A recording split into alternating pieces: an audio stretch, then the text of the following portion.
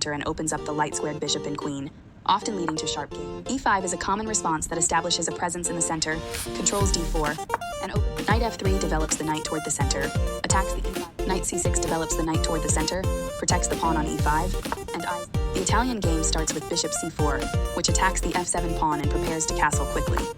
Knight f6 develops the knight, and attacks the undefended e4 pawn. Castling gets the king out of the center and activates the rook. You are bringing your bishop into play, eyeing the central squares. They are threatening to win a rook through a fork. You are threatening to win material through a tactic. This move clears the way to bring their bishop into the game.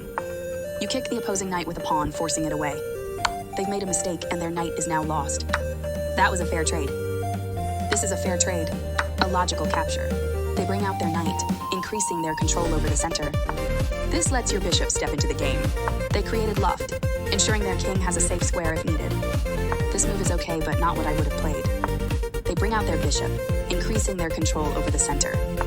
You missed a better way to offer an equal trade of pieces. You are forced to double pawns. You recaptured. Their best option was to strike at the center with a pawn. You had an advantage, but now the game is close to equal. Their better move was to connect rooks. Developing is good and even better with that tempo on a knight. They move the knight to safety. You lost your advantage, and now the position is balanced.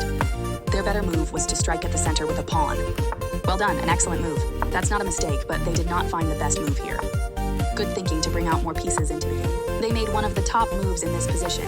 Great. You've developed your last piece, completing your setup. Their best option was to strike at the center with a pawn. Good job. That's what I would have played too. They played the strongest move available. Good thinking. This move puts your piece into a stronger, more active position. Precise move from your opponent. You had a better option, but this is not bad. Creating a pawn chain. Your best move was to move a piece to safety. A clear recapture. Good job stepping in to defend your pawn. This move weakens their position, creating a back. You took advantage of the overloaded piece. A straightforward recapture. You won a pawn for free. Their best option was to connect rooks. For sure you had to move away from the threat.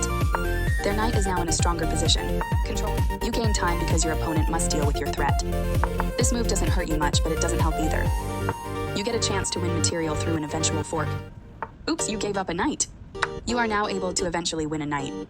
You ignored your opponent's threat and found a powerful response. That's playable. The only move and you found it. No surprise, you had to move your knight to safety. Their king steps away from it.